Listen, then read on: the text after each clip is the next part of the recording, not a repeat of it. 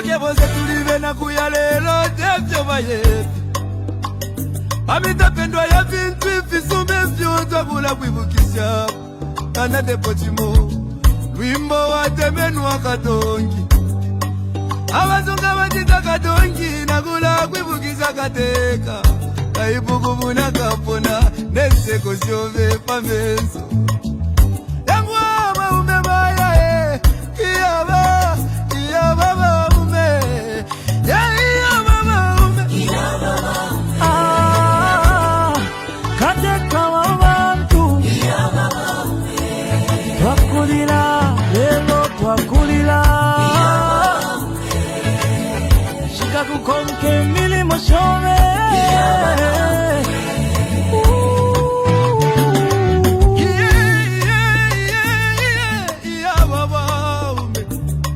Ale filamba Fiena minta pengo sile Deti kume moku Londolo la vale Lilo wingi Iseko wingi mwakwete Iseko wingi mwakwete Mwaya Mwaya Mwende wino tata wesu Katushi muchi wakege Wali bomba kale Lomba mwatuja tuleli lake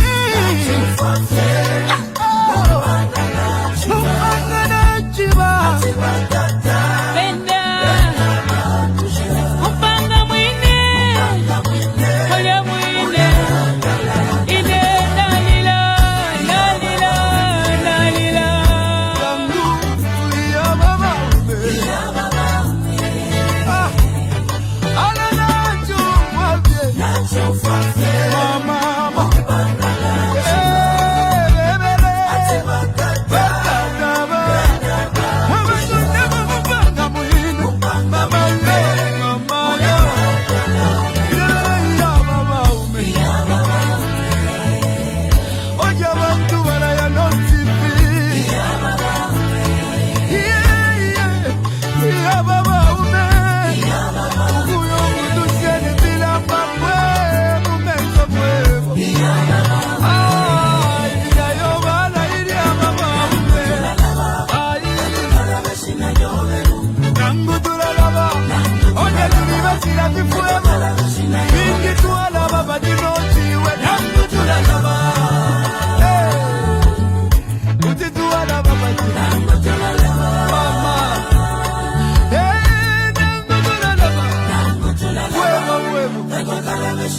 Ukula bevyo wachito mwingi Ibisebo wapangini mwingi Ukuchinjo lusako kumoneko busaka Mama Kutituwa na basiani Chagwa katuse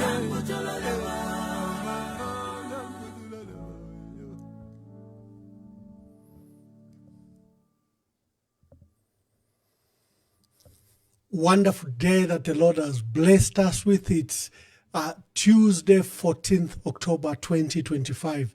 Thank you very much for joining us on this broadcast. Share it, share it. There's a new concept, an independent presidential candidate. Is it possible? Many people were shocked when Chiengi, independent member of parliament, Honorable Given Katuta, announced that she had intention to stand as a presidential candidate, but not on any political party, but on as an independent, and people were shocked. I remember that State House, chief communications officer, specialist as he calls himself, Mr. Clayson Amasaka, immediately mocked Honorable Given Katuta that, look, in Zambia, the politics have just degenerated in the opposition. People can even think that they can be presidents as independents. And we all jumped on Clayson Amasaka's ignorance because he was not aware that in 2016, the clause for presidential candidates that say must be sponsored by political parties was removed. It paved way for now what we will likely see in the 2026 election, independent presidential candidate. So today I'm privileged to host our Honorable Given Katuta Mwelwa. She's a member of parliament for Chiengi. She was an FDD member of parliament, the only FDD member of parliament in the country and in Luapula and in Chiengi. In the last election, she stood as an independent, experienced parliamentarians. So let's just go for a short break. Then I bring on Honorable Katuta Mwelwa. We discuss our ambitions.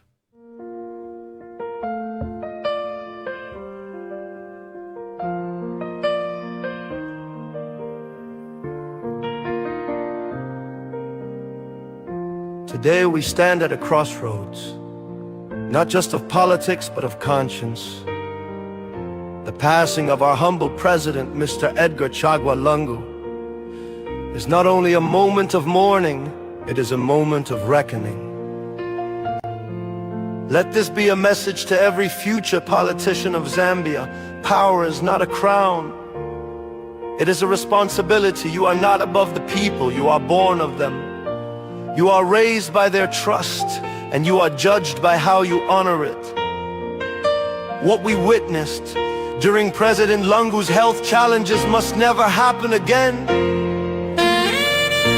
No family should be dragged through courtrooms while grieving. No widow should plead for dignity. No orphan should wait for justice to bury their father. This is not the Zambia we were meant to be. Let us start over. Let us rebuild, not just our institutions, but our hearts. Let the death of President Lungu remind us that we are each other's keeper. That love is not weakness, it is our greatest strength. That the Bible commands us to care for the widow, the orphan, and the stranger. And that true leadership begins with compassion. We only have one Zambia. Let us raise her high, not with slogans, but with service. Let us show love, not just in words, but in action. Let us unite, not just in grief, but in purpose. To the Lungu family, we are with you. To every citizen, your pain matters. To every leader, your legacy begins now. One Zambia, one nation, one heart. We thank God, and we continue to pray for the matters surrounding the late president to be resolved so that he can be put to rest. Honorable Given Katuta Mwelwa, welcome to today's broadcast. And I'd like to thank you. You are a regular contributor to this program. From its inception, you've always been a contributor as a caller. And I'm glad, therefore, to host you. And thank you for, supporting our program. Thank you so much, Ambassador, for hosting me. This is a dream that has come true. I never thought one day I'll find myself on your program. I just want to say thank you, and I hope we'll have a good chat. Wonderful. Let's start the program. Before we go to your presidential ambitions, before we go to your tenure, you're in your second term in Chiengi, just tell us, who is Given Katuta Mwelwa? Let's start from there. Thank you so much, Ramwamba. And allow me just to greet those who are watching, and also to thank them to take keen interest just to listen to what I'm going to say tonight. I'm Given Katuta Mwelwa. I was born on the 6th of March, 1969, after the bus in which my parents were traveling in those days, around 1969. It was a fatal accident in Intumba Chushi in Kawambwa, where whosoever was on board died. Only my family survived. Then my mother was expecting. She was 8 months pregnant, and they thought she was dead. And she was rushed to Mbereshi Hospital. And then from there, she was taken to St. Paul's, where a missionary doctor operated on my mother. And everyone, actually, what my dad told me was that they just wanted to remove this dead baby to save my mother's life. So when that doctor operated on my mother, found a living baby girl, and when he came out, because he was a missionary, he asked who were the relatives to the woman who was in the theater. And my father, of course, he said he was just waiting right there outside for hours and hours. He said he was the husband to the woman who was in the theater. Then he got the baby. He went in and got the baby, according to what my dad told me. And he gave the baby to my dad, and he said, God has given you this child.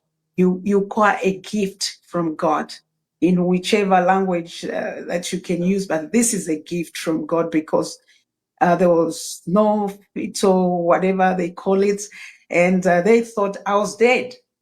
And that was on the 6th of March, 1969 at St. Paul's. And then from there, my mother and my father, after some, of course, maybe some months, they proceeded going to the village in Chiengi. In the olden days, our parents used to take their wives back to the village whenever they were expecting. So unfortunately, that's the time that they were involved in that road accident. So when I was growing up, I was growing up a person who had always been independent. My father was a strong unipist. In fact, I would say I've taken over from him. He used to be a counselor. At the same time, he was a head teacher. Those days, civil servants used to be involved in politics. My father was a head teacher, and at the same time, he was where I am a member of parliament today. But in my entire life, may the soul of Dr. Kenneth Kaunda rest in peace. I didn't like him. I don't know why, because my father, that was like his idol. So that when I was just growing up, it's one of the things that my father really didn't get along with me about, and used to beat me. And actually, out of the 15 children that my parents had, I think I was the most beaten child, because really I believed in myself. Though they used to say I used to be very needy and I was like a tomboy, but it's just what I believed in. And I went to Pika Primary School. That's why I started my grade 1 and Pika Primary School, where my dad was a head teacher. Those who know my father, they know him as Mr. Katuta. Honorable Katuta, just repeat those interesting facts. Why were you a subject of discipline by your father? Why were you among the 15 children? You were the Mwaripula Mofengo Munwe. Why? I'm the 8th child of the 15 children. I don't know. When I was growing up, I always believed maybe that I always did things independently, which my parents perceived to be being rebellion. And so I was like considered as a rebel. I used to do things that, some of the things that I remember doing, I even laugh at myself at, wow. And my prayer was that none of my children should take after me. Was really Wamwamba. I was something else. Sometimes I look at the scars I have. To an extent, imagine when I got hurt, my father, instead of taking me to the hospital, he started, relating, thinking that now I would try to be a good girl. But I think, when I was growing up, I was just growing up. I never used to have girlfriends. I used to have boyfriends. You know what I mean? I never really used to mix with like, my gender, Or like because I when don't you were know. growing up, your friends were boys, not girls. Yes, Okay, okay. no. Yes, so I was really a tomboy, and those who know me, even from Kasama Girls, they'll tell you the same story. Those who know me from Mbala Mbulu Primary School, they tell you the same thing. And that made me, because I really love challenges, and I like the things that are daring, and those are things that I go for. So one day, my father, I'm just in Bemba, we saw Supawila. So, like I've mentioned, I'm the eighth child of the 15.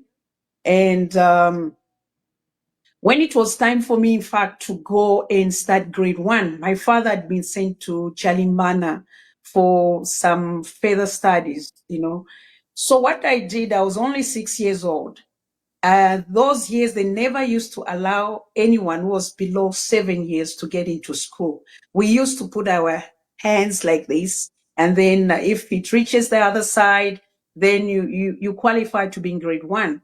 So what I did, I went to the deputy head, and those were responsible. Then my father was not there, as I've mentioned. I lied to them. I told them that my father said, you should register me in grade 1. And my mother didn't know, actually. My mother was a marketeer. She didn't know that I'd gone to, how can I put it? Is to intimidate the teachers that my father had left instructions. So when my father came back, he found that I was in grade 1 at the age of 6 years. He wasn't too happy with the teachers because it was against the rules then, or the laws then.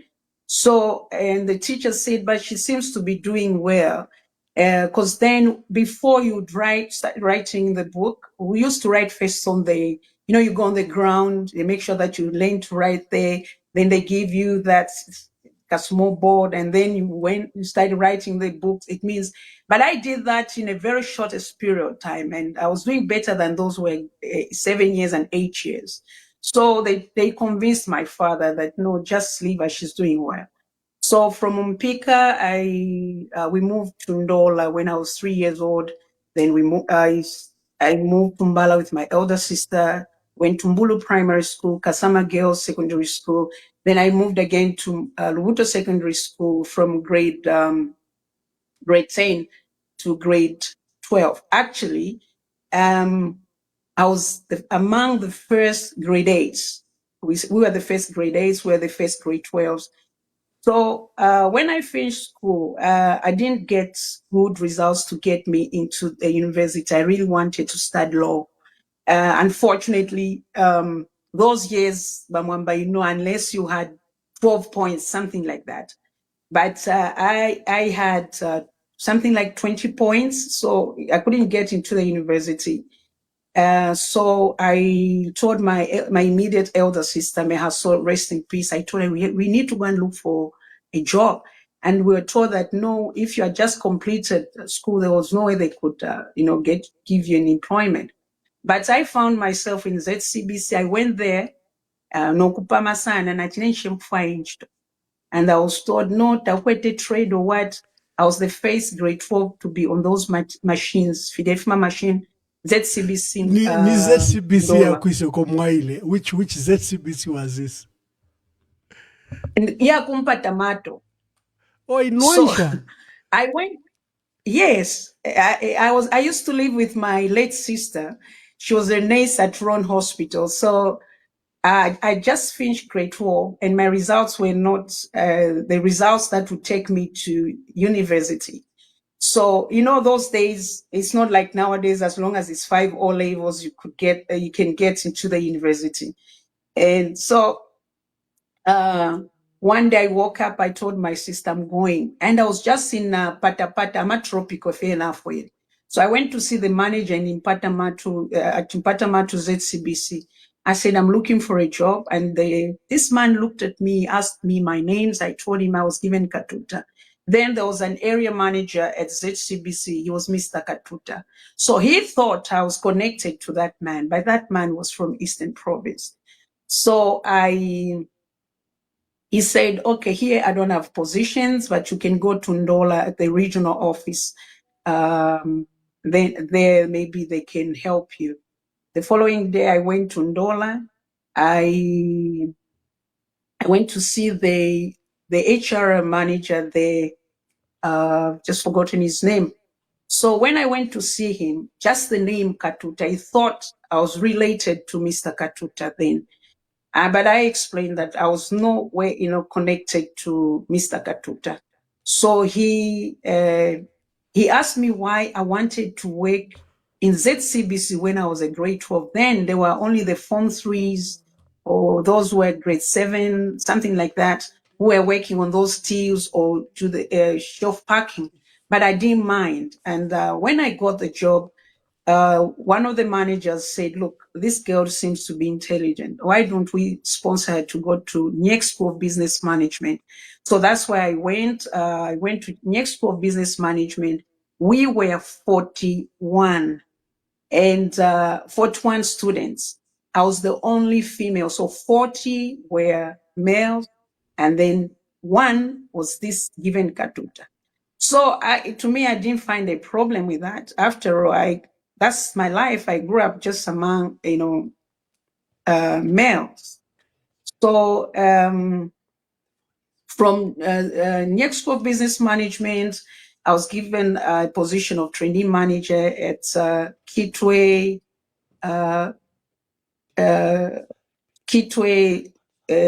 store in Kitwe. I worked there, and then because I was young, going to open the shop around 6 o'clock, you get in there, you count the money, you have to prepare cash for banking. It was a bit cumbersome and risky for me.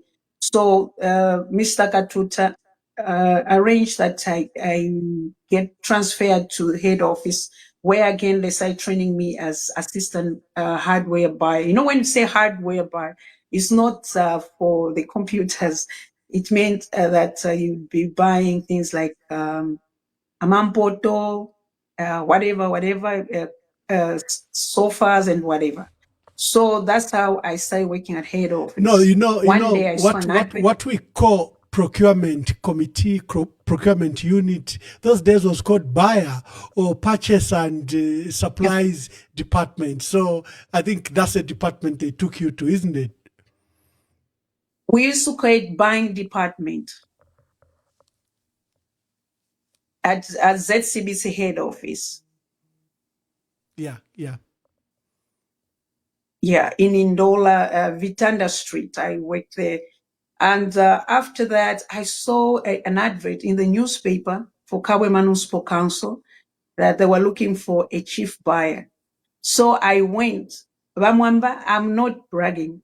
When I went for this interview, because then such jobs were really meant for men, not women.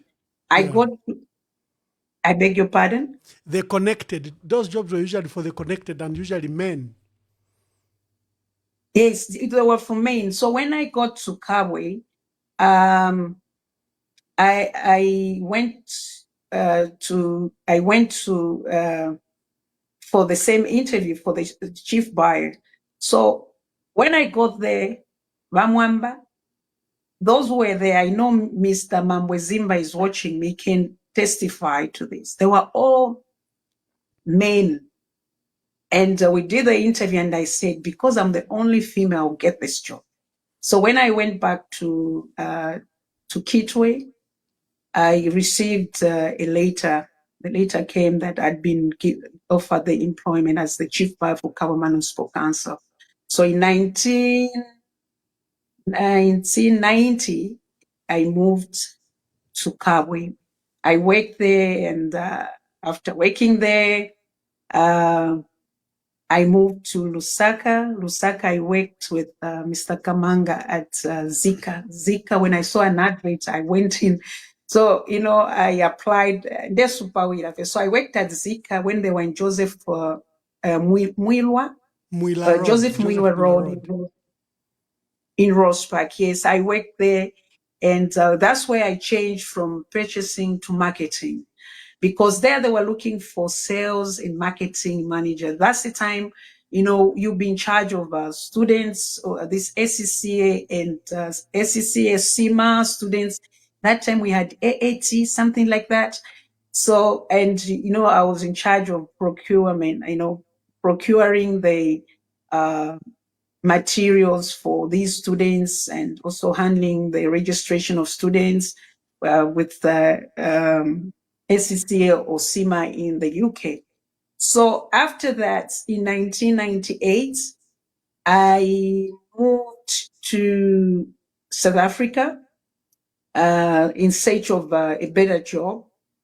In 1998, I moved to South Africa. I started working there until 2010. In 2010, when I hit a jackpot, because where I used to work, we used to sell software. I hit a jackpot. I sold a software to Swaziland Royal Sugar Company. So it was good money. I got my commission. I thought of starting doing something for myself. So in 2015, I returned back to Zambia. That's it. I returned back to Zambia when I remarried. Oh, I forgot to mention the part that I was first married and I had 2 kids. I had 2 beautiful girls. Then I stayed close to 20 years single in South Africa. When I met my husband, my handsome husband, when I met him, it was very funny because everything happened so fast. It was within a period of 4 months. We had a beautiful wedding, and since then we've been very happy. So that time, Bamwamba, I used to bother you. The You got time married of in South Africa or you menstrual- returned to Zambia? I was still in South Africa. This man actually, I hope he's watching me. He dragged me out of South Africa. I never wanted to come back to Zambia. And he told me, he said, look, Banachiti, I'm not the kind of a man who can have a wife this side and I'm in Zambia. I want a wife who can be in the kitchen. I say, I want a cup of tea. She brings me a cup of tea. So, yeah, I had to compromise, and that's how I moved to Zambia. But little did I know that he was a politician. When we got married, trying to adapt to, the Zambian lifestyle after being in South Africa for 19 years plus, almost 20 years. So I had registered my company in 2010. I registered it in Zambia, but I used to come and do some business. I used to bring, we used to bring some businessmen, companies.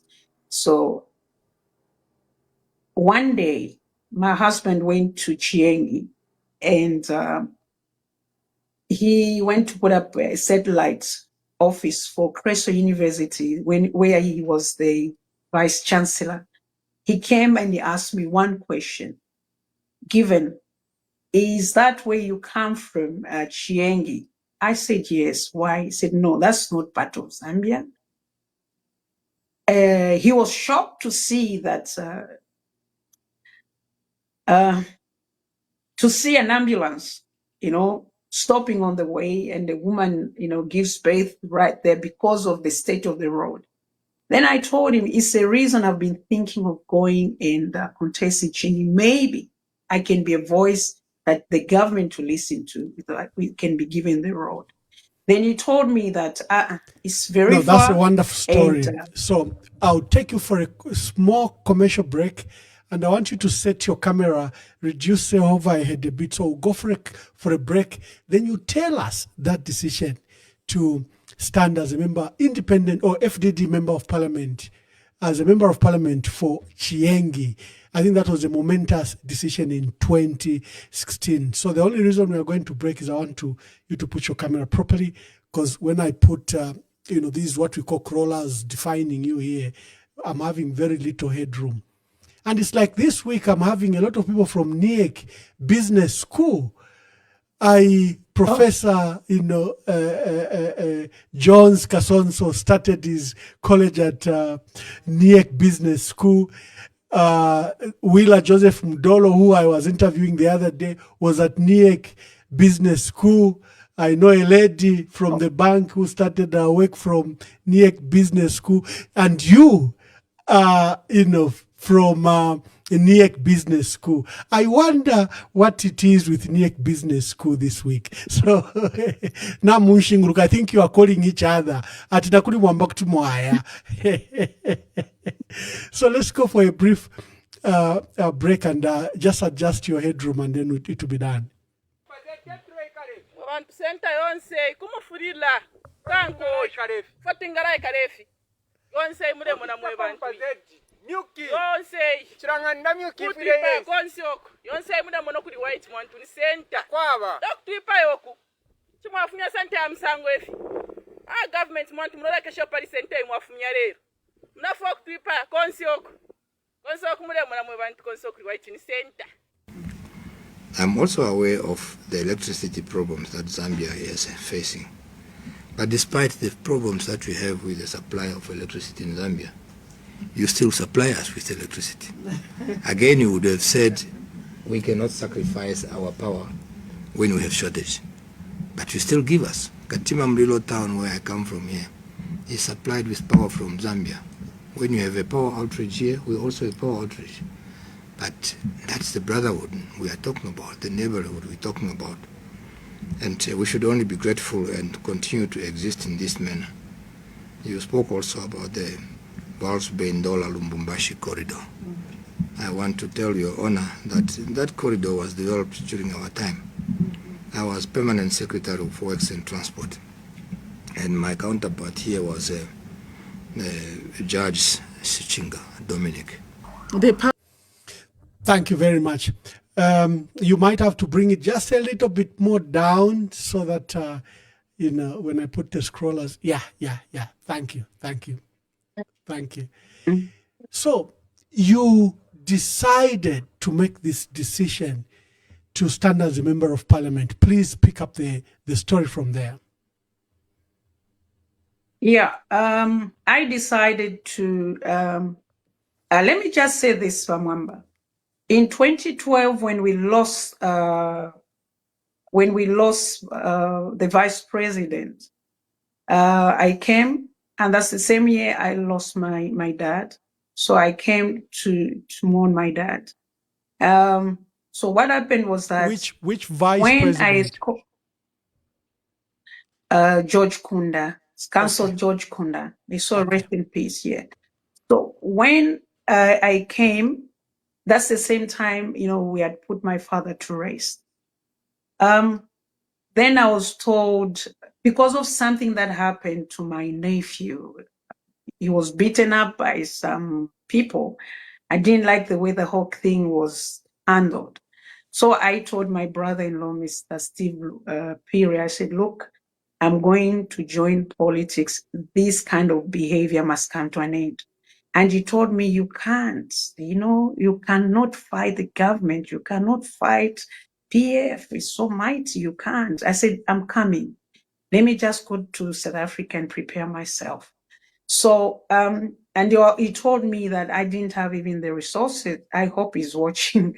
I didn't even have the resources. I said, I'm coming back. And the first thing that I said to him was that I'm coming back to be the president of this country so that I put an end to what is happening. So I went to South Africa and I lost my young brother in August in a road accident. So I came back. The time I came back, before that, I started looking for a party that I could join. I went to Narib to Council Chipimo. And because I was looking for a party that was sober-minded. So when I went to him, we spoke and he told me actually we'll be going on a campaign. We had lost the vice president, Mr. Kunda. So you can come. In that team, Mwamba, I was the only female. And I know I was the only female. I was with Mr. Charles, forgotten the name. I know his first name. He was the vice president of... Yes, he's the one who gave me the prophecy, actually. I cannot go into details. So then Elias said, let me introduce you to my vice president. But we are going to Serenge to campaign for for our candidate. The candidate, then I think Mr. Msondo something, who used to be like the PA to the vice president, I think in the parliamentary office, something like that. So that's how I joined, and I told them, actually, I live in South Africa, but when I come back, I can get you Chiengi's seat because I grew up there. My father was this, my father was that, and I can get that seat for you in 2016. So that was 2012. So when we went to campaign, I saw what was happening. There's something that happened. Really, I was scared because I used to move with my last in the same vehicle, my last myself and the driver. Then I told my last I said, no, I cannot come back to politics. In fact, I forgot one thing. Sorry, bear with me. I started politics when I was 19 years old. When I used to work for ZCBC, we were the ones who did a lot of groundworks for underground work for MMD when it was a movement. Those were in Ndola. I end there. So, because the whole thing was just, remember I said I didn't like UNIP.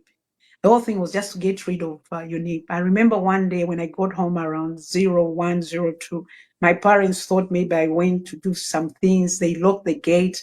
And being a tomboy, I jumped over the gate, and my father almost killed me. But I was about 19 years. So let me go back to how I got interested. So after that, Mr. Mawoshe said to me that there's no returning back. I said, no, I've stopped politics. I even went back to South Africa 2012. And after I lost my young brother, August 2012, I came back, and I came under the same ticket of NAREP. I started campaigning for NAREP, mobilizing for NAREP in Chiengi. So I went back, I decided, I cannot go on with politics. Then 2014 is when I met my husband, Papa Radisson Blue Hotel. Don't ask me so many questions, how I met him. Yeah. So 2014, 2015, I came back to Zambia. 2016, that's the time my husband was asking me if that was really my home village or that's my hometown. I said, that's where I come from. I told him I needed to go and stand. He told me it's very difficult. That's PF bedroom. I said, can't you, because he has always been PF actually. I said, can't you put in a word for me for your political party so that they can adopt me? I can sit. So he tried his best, and I know things didn't work. And he said to me, okay, since you really want to represent your people, what is important is to get you on the ballot paper. Vamwamba, I didn't even know the meaning of a ballot paper because I'd never voted in my life. I'd never voted in my life. I remember at ZCBC, I almost got fired the time of UNIP, being a manager who never wanted to vote. I never voted. I didn't even know what a ballot paper looks like. So he said, I'll get you on the ballot paper. We didn't have enough. We had vehicles at home. So we had 2 vehicles, which we loved. I'm a Jaguar area. So he got one Jaguar, his Jaguar, and he got another vehicle and some savings. He said, okay, I'll sell this vehicle. You can go. But looking at the campaigns, this is not enough, but this is what I can do for you. So he raised the other monies, and he said, you will not borrow from anyone. So he managed to get the monies and this and that. And that's how I went to Chiengi. So when it was towards nomination, I didn't know that I needed to have polling agents or what and what. My husband did everything for me. I'm really grateful to my husband because I just knew how to talk. I had good language. I'm a marketer by profession. So I knew what to say to people, and what I refused to do, was to tell them lies or to promise them heaven on earth. And I was told, Chiengi, you can't, because people there, they're used to money. They're used to money. So even when I would be passing, people would do this to me. And I would say, I don't have, I'm poor. They would do this to me. But I said, I'll get this seat. So I started with civic education in Chiengi. I taught people their rights and why they should not allow any politician to use money to get them. And it went well. And I won, of course, 2016. And how I got the 2016 adoption, I was sleeping actually. Around 04, I received a call from the then Deputy Secretary, it's SG for FDD, asking if I were given Katuta. I said yes. For those days, I never used to switch off my phone. He said actually he was given my number in my name by Mr. Freedom Skazwe. This girl can get the stitches on the ground, but PF has left her. They say they don't know her. But looking at, I think he went in there or he got intelligence report that I was on the ground. So that's how we left 4 days prior nomination. When I got there, I was welcomed by PF, FDD, UPND, and everyone. And some political veterans called me that, see the way they've welcomed you, you've got this seat. And after elections, I won the first, and I became the first ever FDD MP in Luapula, and the only FDD MP that they had for 2016 in Parliament. 2021, I was hoping that now that my husband, though he would be, my husband would put in a wait for me in PF and I would get adopted. But it didn't work. It didn't work. And seeing that I did some work for PF, it didn't work. So I told the people, I asked them, can I come as independent? Are you going to give me a vote? They say, come. You've done a lot, because I've taken a lot of young people to school. A lot of them are clinical officers now, they're nurses. And by the way, when I got to Chiengi, it was very sad. There's one thing that made me cry. The road itself, and to find intelligent young ones, the young people selling their results because they didn't know where to go.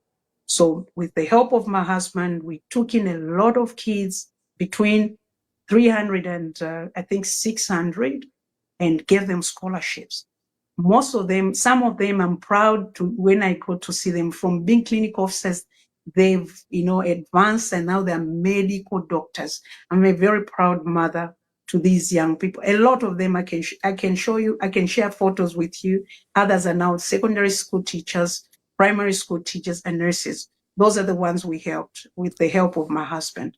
So when I went back in 2021, you when were I a went disruptor, an MP in the rural area. And Chiengi itself, it has patriarchs like Katele Kalumba and Chief Puta, Senior Chief Puta. How did you navigate with these stakeholders? Did you seek their support, or how just did you win? A female candidate, not coming from the ruling party and standing as FDD and later as independent. How did you navigate around this ruralmost constituency? I must bring it to your attention that the current Senior Chief Puta is my nephew, my late cousin's son. But I want to tell you something. I don't believe in connection. I believe in God.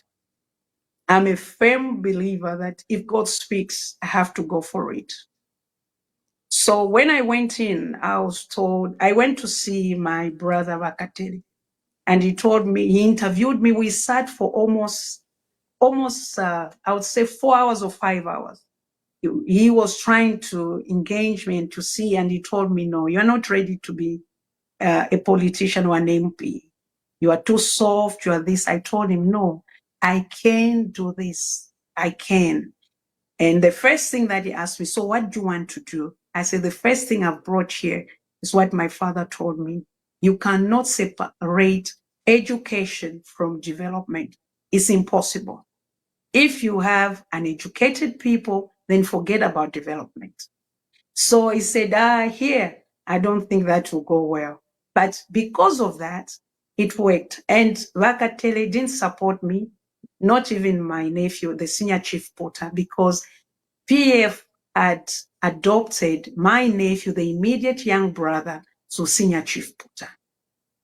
So it was the aunt and the nephew battle. Battling it was it the out. battlefield. Yes. So they never helped me in any way. It was just the grace of God. And with what I believed in, Vamwamba, as you're aware, I'm a reverend. I've not been born again today. I've been born again for the past 32 years. I was given a prophecy. I even forgot about it because I went through, remember that moment when I would call you for help? I'd gone through so much pain. So the future of becoming what I was prophesied to was nothing even to talk about, not even to think about, because the reality was totally opposite of what I was told that Now, one day this is what let me just dwell briefly on this. Having interviewed various presidential candidates now and before, and having walked this path, I can confess that many of them are saying that they've heard from God, that God told them to do this. And here you are invoking a prophecy on your life that you were told many years ago that you walk this political path, that you'll be an MP and probably a president. Just tell us about this prophecy in your case, since you've attributed to it many times. What I know is the people behind the scenes who are standing as presidents, all of them are invoking that God has told them, God has directed them to, but they have not said it on this program. Now, because you've referred to it 3, 4, 5 times, maybe let's discuss it. Thank you. Vamwamba, I want just to bring it attention to the believers and those who understand. I'm not ashamed of my background. You know very well. I was once a beggar.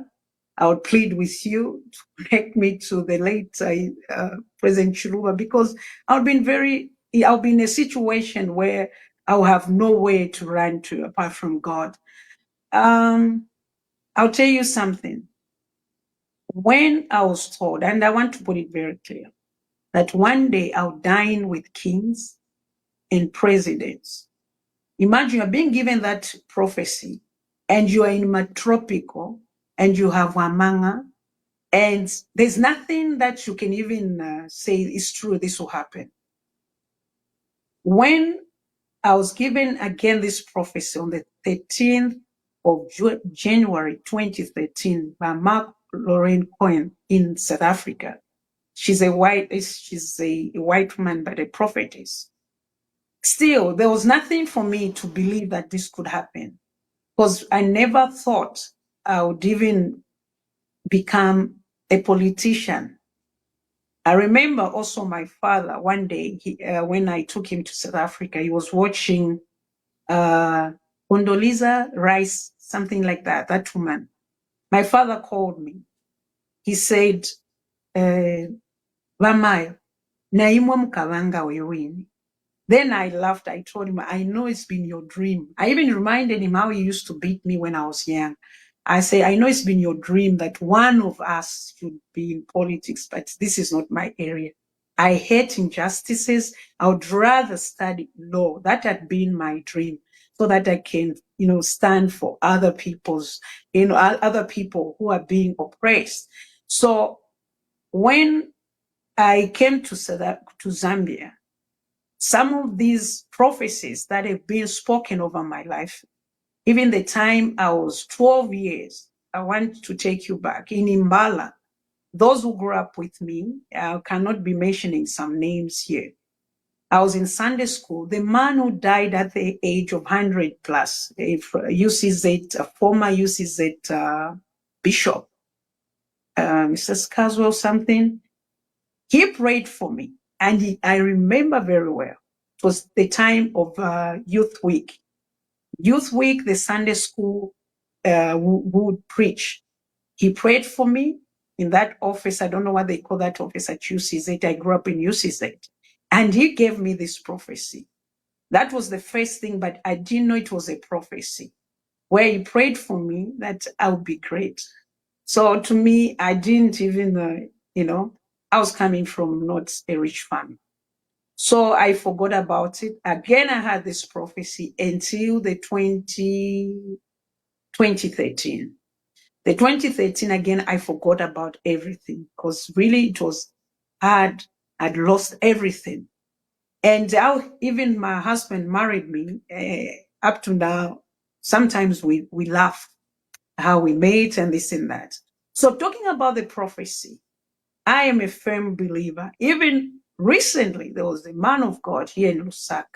I don't want to mention his name. He prayed for me and he gave me a prophecy. But to me, as far as I was concerned, this might take maybe after 2036 or something. Okay.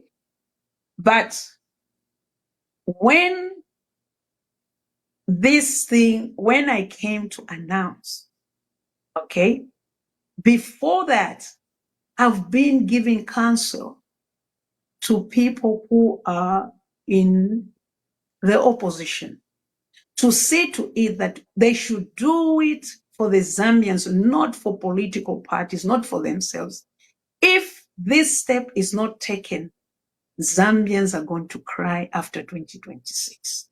We need to bring back the country to a position where Zambians will not be complaining, will not say this is what is happening, this is what and what. So one night I was told that don't say Yapa Sangana. Then I said, it's like these people and they're all men. They are playing. They don't have a heart for people. Because if really they mean business to help Zambians, they would definitely care. But it seems like they care less. It's all about you here today, PF is on this side, UKA, I won't mention people in the UKA, they can't choose a leader. And I'm thinking, what kind of politicians are these? So I was so hurt. I ended up posting on my page to say that tomorrow I'll be announcing my president's candidature. Okay, at 9 hours. To say you the truth, I was shaken inside me. And I thought people just ignore it. Early in the morning, as I receiving calls, I found that I was flooded with messages from people that I respect or I hold in the very highest esteem, telling me to go for it. I wanted to ignore. Then I started receiving calls from media houses. I said, they will never take me serious if I say I want to become the president of this country. I decided to do my speech, and that's how I came out.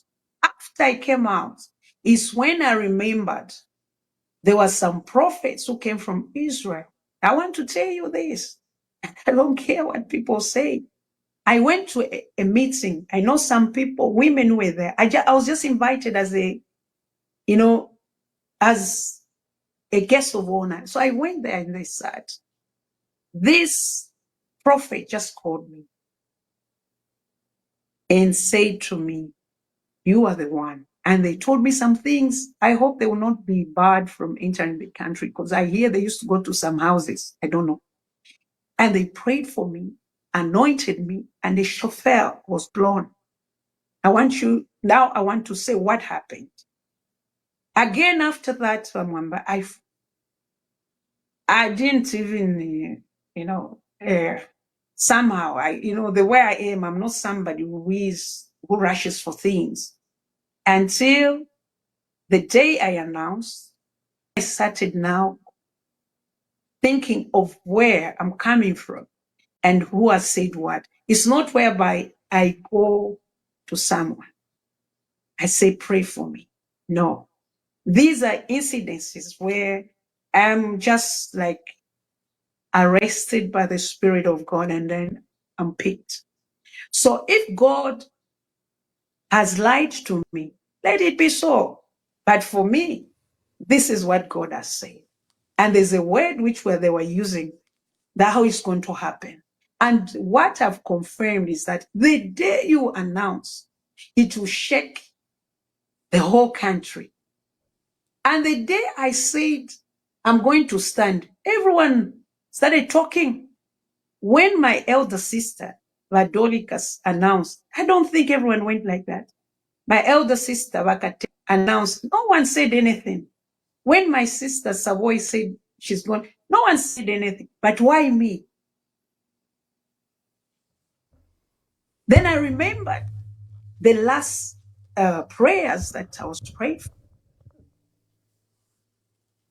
I think I've explained. I cannot give more details unless you say so. No, wonderful. No, wonderful. Thank you very much for those insights. I had to put you on the spot, like I said, because you kept on mentioning prophecy. Prophecy has led you to where you are. And I wanted to put it to you that you are not the only one. It appears almost all the candidates I've interviewed, behind their back, they say they have inspiration of the Holy Spirit, or they have heard from God that they have to participate. But I'm glad that you are a Christian and that you even understand prophecy. You know, I was counseling one of you, the presidential candidates. I said, we might have to learn from the Bible itself, you know. For example, Moses knew that he had destiny upon his life, but he didn't know the time. You know, when he was, I think, the age of 25, he felt that was his time to rescue the people of Israel, but it was not to be. You know, it was when he was an old man. The prophecy did come true, but it did come late. And you will see many figures in the Bible who, you know, there is prophecy upon them.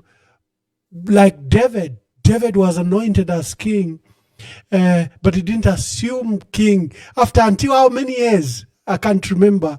Is it, we have to go back to a Bible from the period he was anointed to the period he became king. He was appointed as king and anointed as king, and it took many years, many persecutions for him to actually become king. And I hope that even you should learn from there. Is it a prophecy for this season, or it has to wait? Have you misread? But these are spiritual things you and I can speak behind the scenes. But I'm glad that the Lord has spoken to you, like he has spoken to many of you. And what I'm excited as a Christian is that we should have Christian candidates. Maybe we will remove the corruption in this country. Maybe we will remove the immorality that has crept in the politics, because politics now is byword is dirty. The politics are dirty. The clean people do not want to be part of the politics because it's just a soiled environment. So when I hear people profess God, I'm personally very excited. It's like a 1991 moment where we are taking the country back to God. Before I open phone lines, I have just two questions for you. One, why did you choose that you will not form a political party and you go as an independent? And did you read about the possibility if this provision was in the Constitution? Because exactly what you've said, when you said you were standing, it shook the country. Why? Because State House dismissed you. And Sishua said, I said, and many people said, come on, State House, she can stand as an independent. And then when you look back the last 4 years, it is very clear that State House was not aware that you can have an independent presidential candidate. Because if you see the effort they've exerted on trying to destroy the PF, on trying to destroy the opposition, whether it's Socialist Party, whether it's our brother Harry Kalam, the effort they've exerted on trying to destroy candidates, they had no idea that someone can come through the route of independence. And I hope that this process have started to deal with the Constitution, Bill 7, will not remove this clause that allows you and others that want to stand as independent. Now, here are my two questions. Will you collaborate with the fellow opposition? Will you be allowed to be led if you are not able to lead? Because there is a call in the country that the opposition must come together. The opposition must choose one candidate. Thank you. Vamwamba, thank you so much. And I'm glad that all the aspiring candidates for the office of the President of the Republic of Zambia believers. It's a sign that we are all crying for restoration of our nation back to Christ. Vamwamba, I want to say this. The reason why I would not want to be part and parcel of a political party, the political party system is broken. That's what has even led to where we are now. The corruption that we're talking about is because of political party. This one comes into power, wants to entertain the cadres. Because of the political party, people are now in competition. They have to go and get the sponsors who come and demand their heads. Because of political parties, this country is divided. If I am given Katuta, I'm from the northern part of the country, it means I must belong to a political party which is formed by someone from this northern part of the country.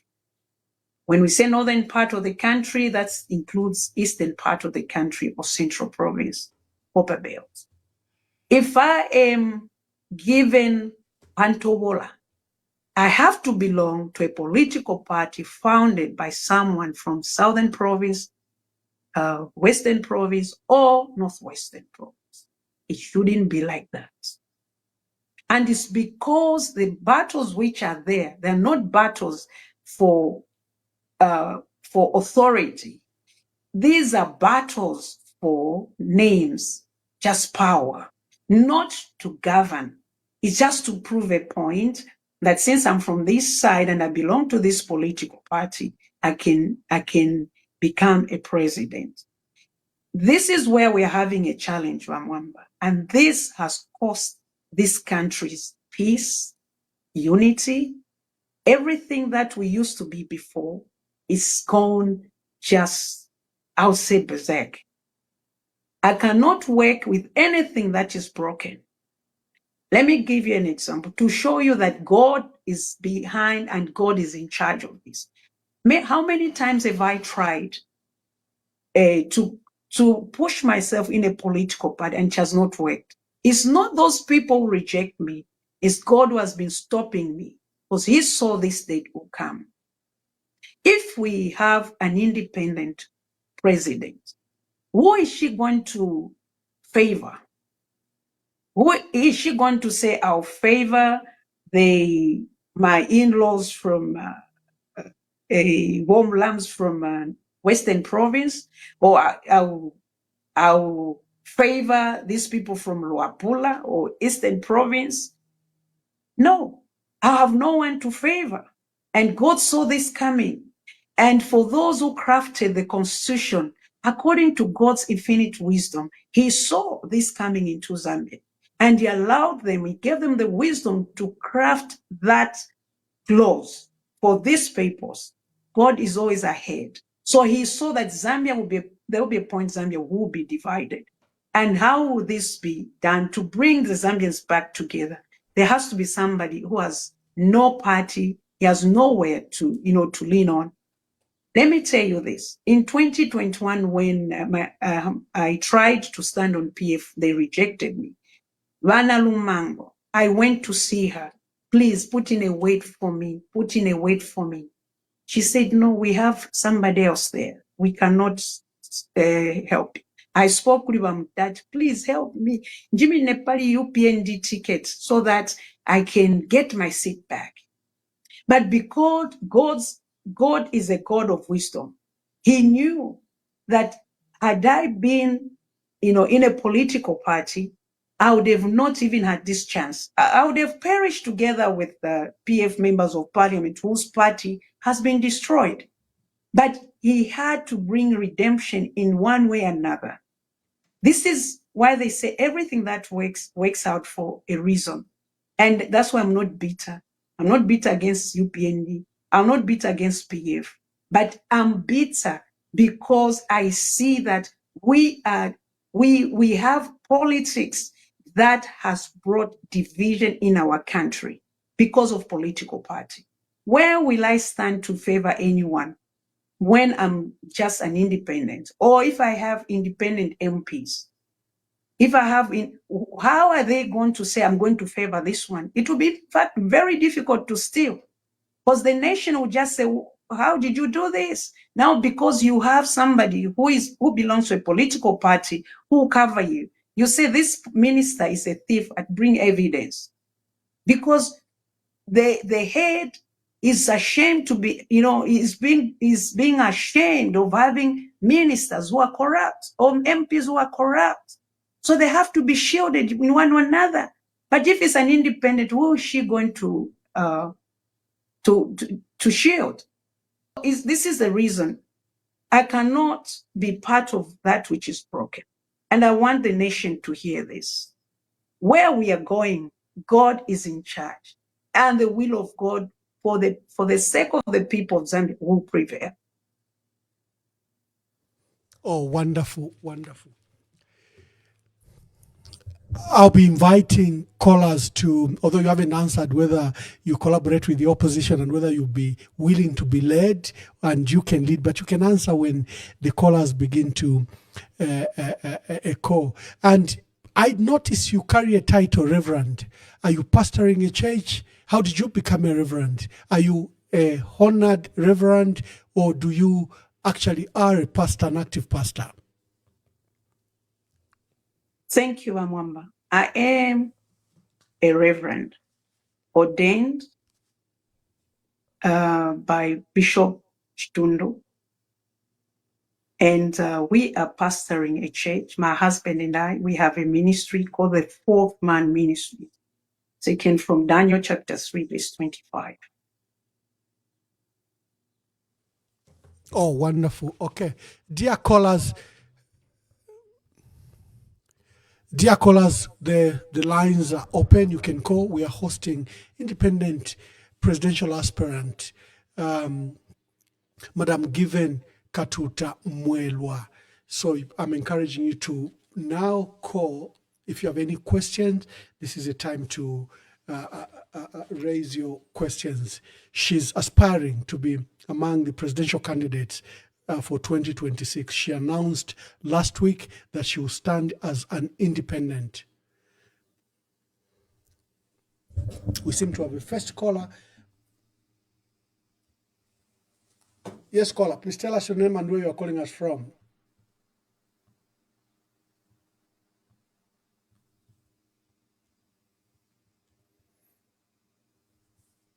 Hello, caller, you are live. Please tell us your name and where you are calling us from. Thank you very much. My name is Freddie Mtalite Matema, and I'm calling from Birmingham. Yes, Freddie. To begin with, I should thank you, Honorable Mwamba, for bringing this lady here, Reverend Honorable Given Katuta Mwelo. I think I should first start by saying I agree with this lady completely when she says the political party system is not working. I've for some time been saying this opposition party politics that we have pursued is not leading us in the right direction. Where it comes from and where they are using it, like in America, we saw what happened at that time when the Capitol building was stormed. I live in the UK and I'm observing it. I don't think it is functioning properly either. Now, in Africa, where we are tribal people, we may try to bury our heads in the sand, but eventually something is going to crop up. I think we should examine this political party system, and especially when we use opposition. I think this word opposition is not godly. Actually, I think it is something to do with the devil. We should be looking at uniting. And the idea of this lady not being affiliated to any party, I think I like it, because it may just be the medicine that we need to heal our nation and to heal our continent. Zambia is heading in the wrong direction. Whether we like it or not, there is so much division which I think needs to be addressed. And the person who can address the issues of Zambia should be independent of any affiliation like this lady is. The moment we say we are affiliated to opposition party of one kind or another, we are heading in the wrong direction. The one that we started following from the time Kaunda was there, that so-called one-party participatory democracy, in my own view, was not a good one, because it did not allow people who had different views to participate. What we need is to bring ideas of people that are thinkers, those who purport to be leaders, who are affiliated as of now to different parties together, so that we find out what we can benefit by bringing their heads together. What we need is what I call synergistic thinking teams. Probably we change terminology. We remove this aspect of parties and not look back or around to see, no, in these other countries they're using parties, why should we take it differently? We should, because we've seen what the results can be, and these are what we are seeing now. I won't say much today, but I think I'll be in contact with this lady and I'll give her more ideas, because I've been pursuing this field of study for many, many years. I'm 61 now. Thank you so much. And thank you so much, Lady Katuta, for your courage. Thank you. Thank you Mr. very Mwamba. much. Thank you. Thank you. Let's receive more calls. Let's receive more calls. Let's hear Fred from the UK wants your number, and she wants to participate in your idea and vision. Hello, caller. Please tell us your name and where you are calling us from. Good evening, Wamwamba. This is Wamwamba. Yes. Good evening, Madam Katuta. Wamwamba. Therefore, I want to clarify, we know, Paliopona Chunko Vachanda, Gachako, Vali Mine, Vali allow particular PF. Navena, Navachta perishing if you MPs PF perish, so therefore, I want to clarify, we know. When she was still more perish, then two, to my understanding, Chakweva Chuaima, therefore, Quimina as a president, either independent or in a political party. Number one, if we are to observe the situation of our country, what is happening. To my own understanding, Palino Stefan Stika, the big example is Charoko train that the PF, because if you are a PF, you are government, if you are Yokuba, Marionaula, democracy. So,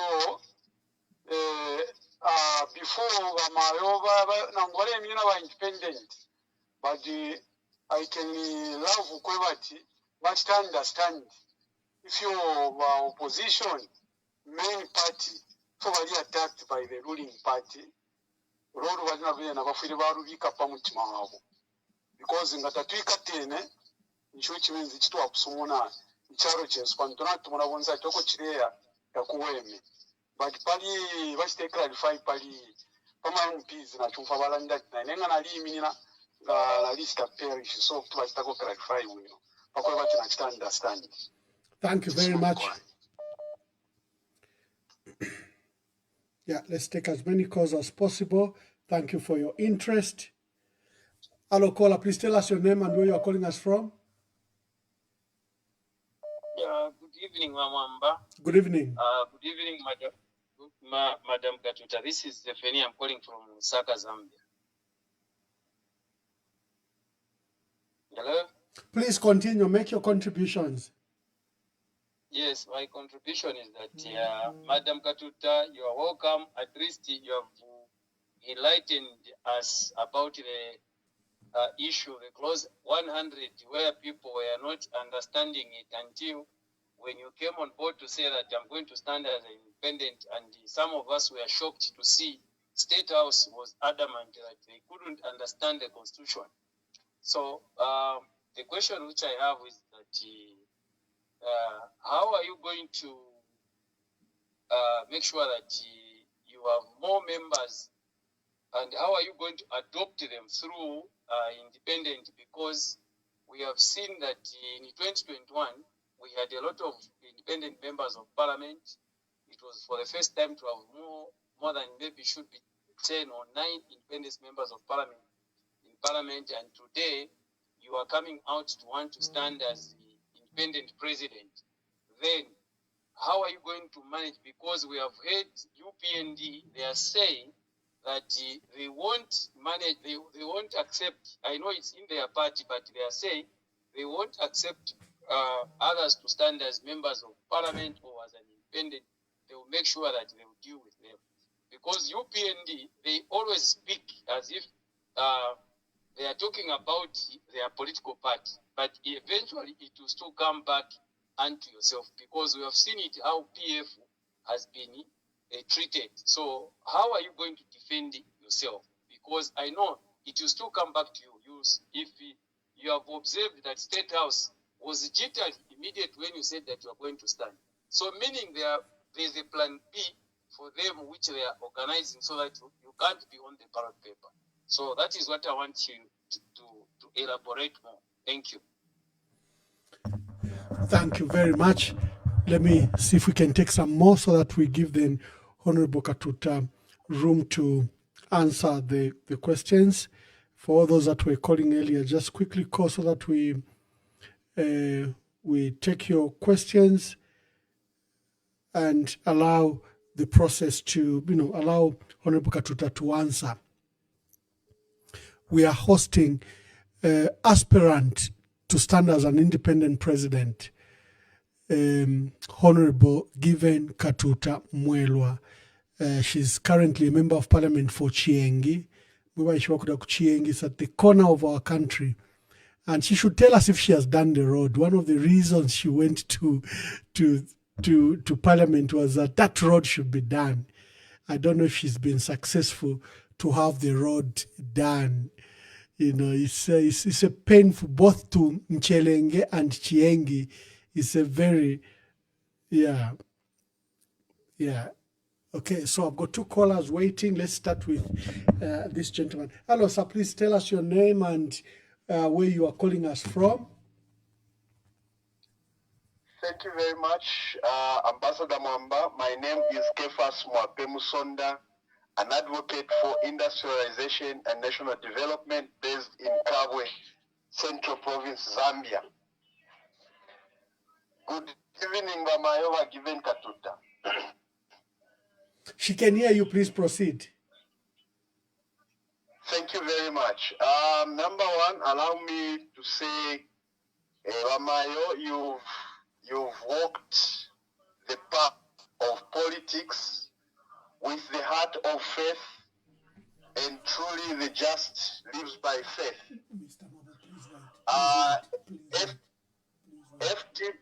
FDD, hello?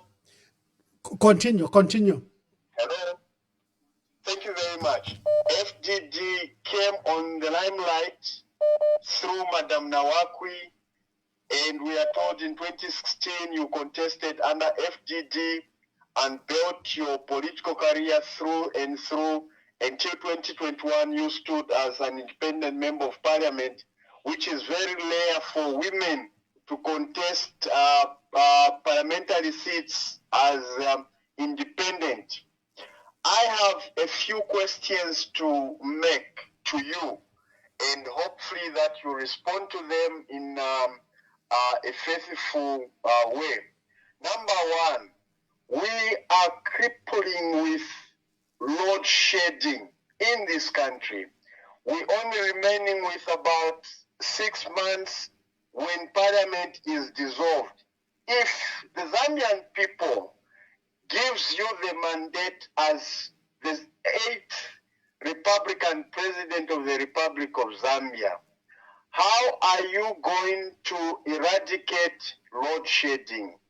Number two, you have seen the way former leaders have been followed. Some of them are in prison, some of them are appearing in court. You are also appearing before the courts. In case the other way you find yourself on the other way of the law, you are sentenced to prison because of your declaration to contest as an independent presidential candidate. How should the Zambian people receive that message? Lastly, how best are you going to help the farmers? How best are you going to help the farmers in terms of revitalizing the so much talked about agriculture, which should be second to the economical mainstay, which is the production of copper? We have seen that the current government has also, whilst in opposition, promised the people of Zambia that when we form government, FRA will be paying you within 48 hours. This year, people that delivered maize to FRA, it has taken almost over 3 months. How best are you going, because to help the agricultural sector to be resuscitated and to be maintained the way it's supposed to be? Please help me answer those questions.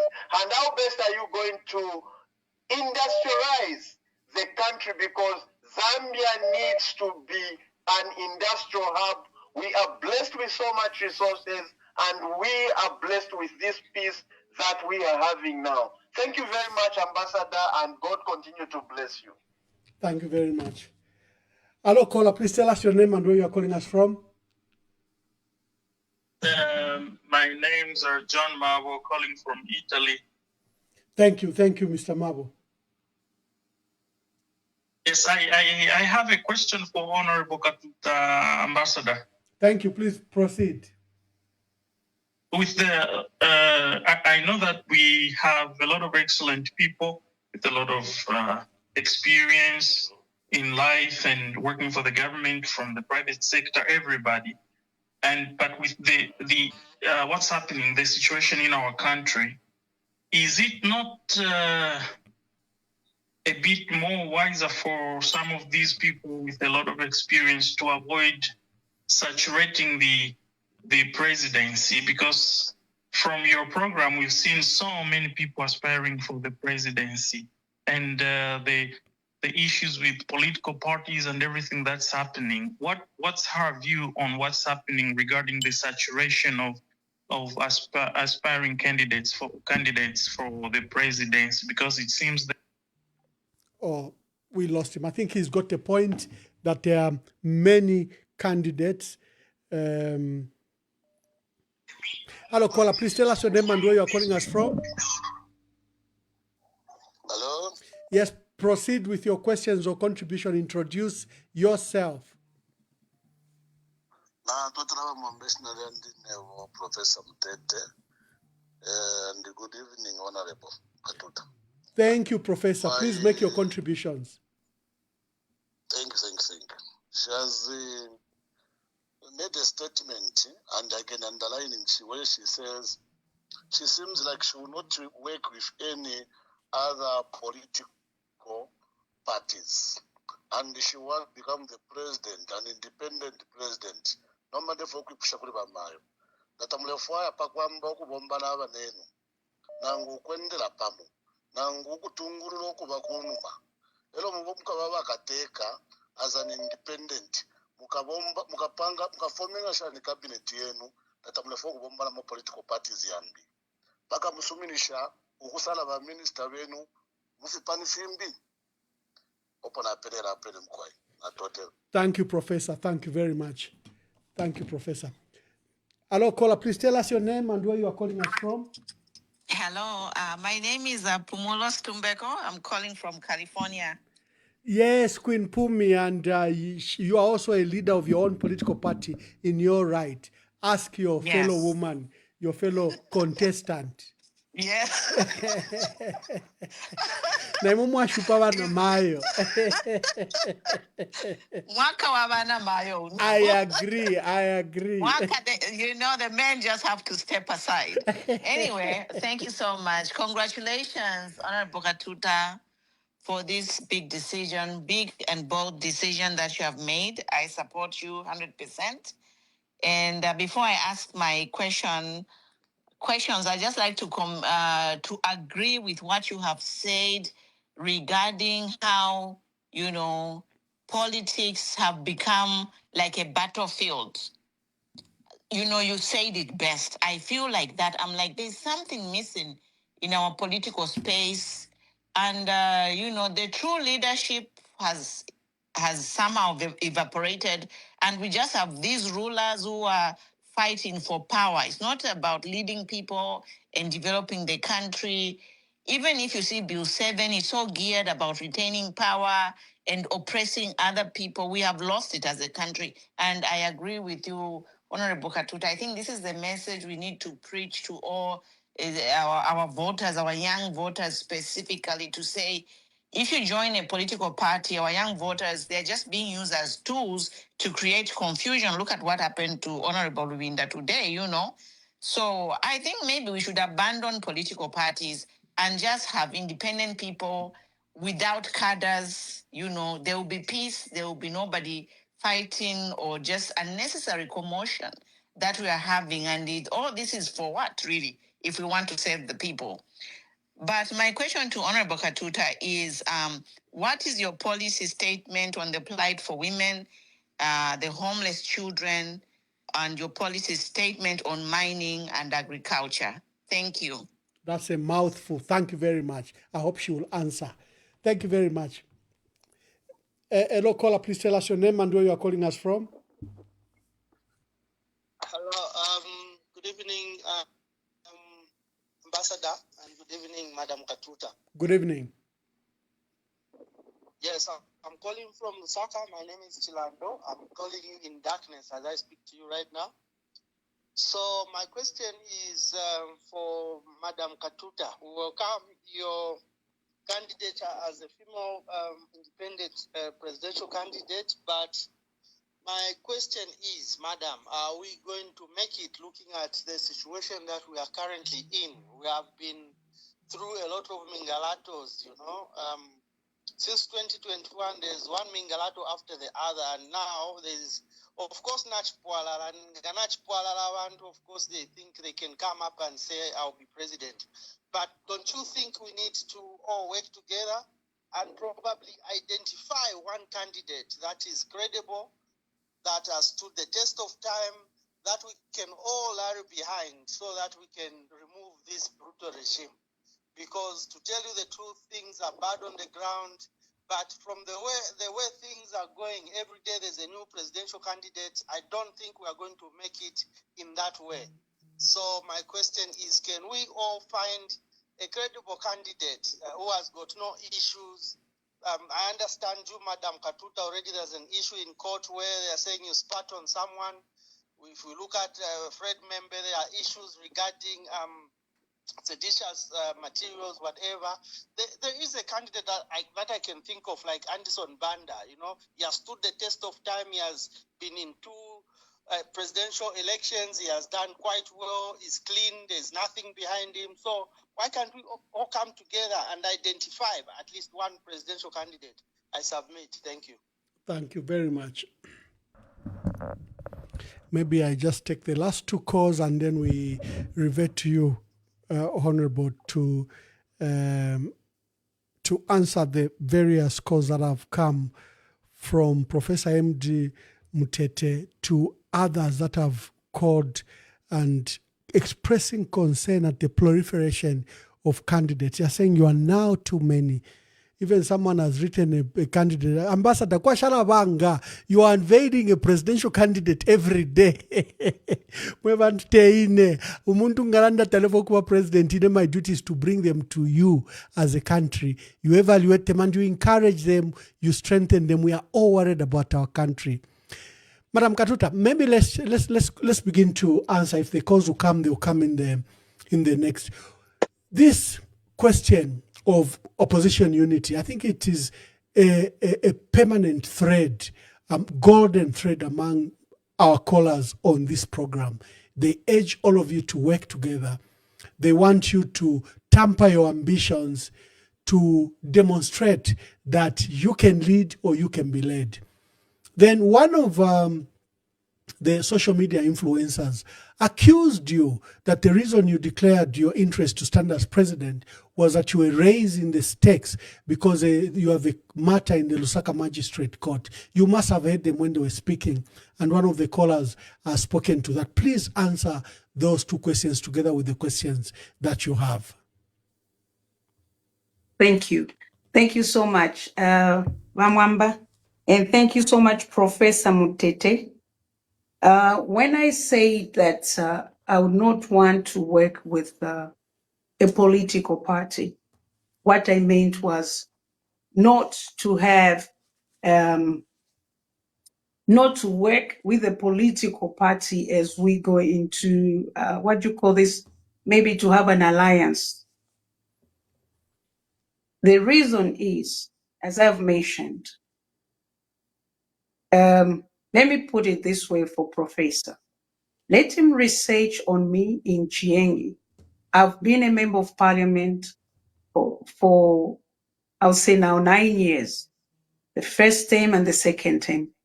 Among our people, or those who are contesting, or my competitors, have never had any of them injured by my group or beaten.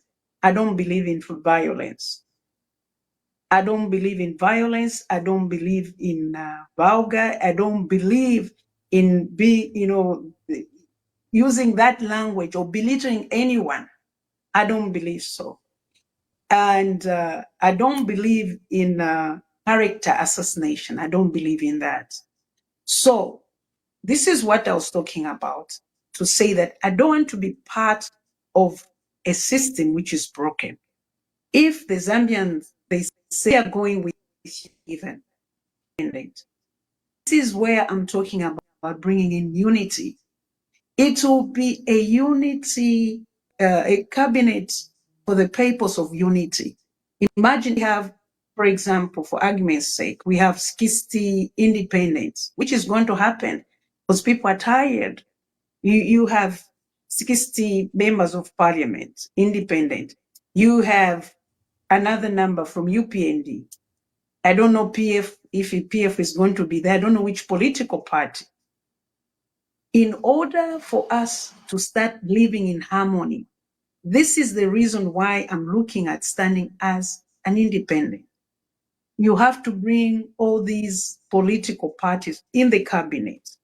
Unless the way I found politics being done in Zambia, I will use the word, they're done in some kind of primitive way, whereby when a member of parliament is sworn in, the member of parliament who swear, to have allegiance with the head of state and to uphold and defend the constitution.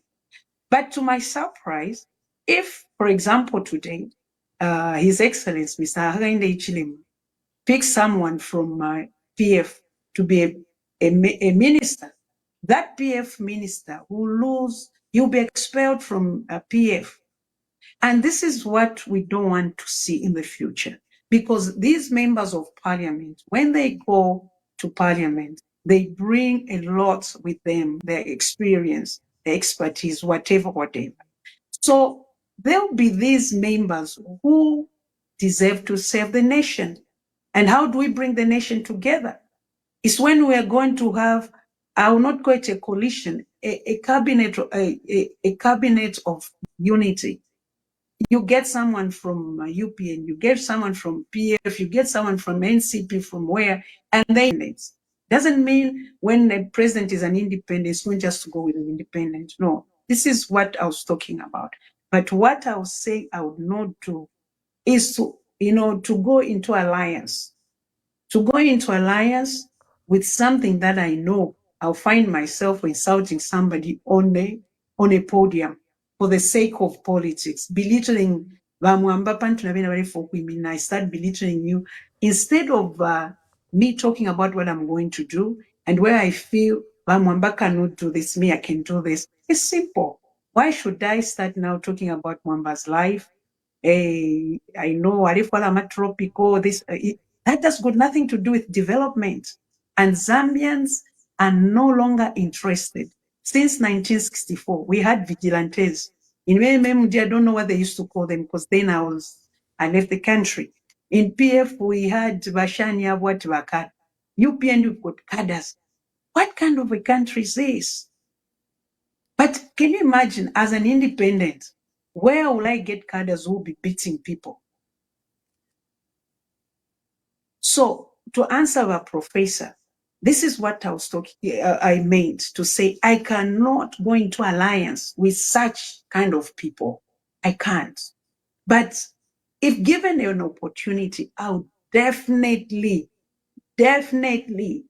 have, I would call it a mixed grill kind of cabinet, so that this one brings ideas and this one brings ideas. Mind you,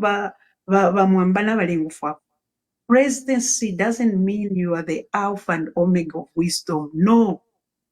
That's why you need people who are educated like Mwamba, who are educated like Professor Mutete and others.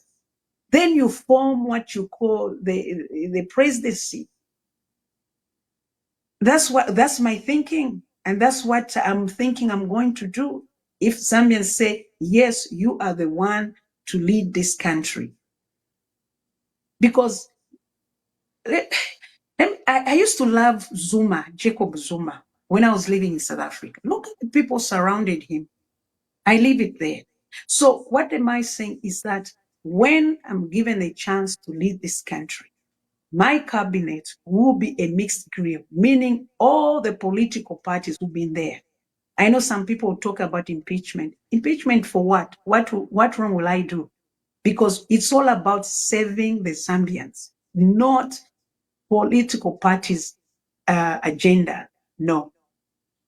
And then the other question, which one? I've answered the professor. I've forgotten the other one. Which one is that? You gave me two questions. Then I go back to answer these other questions.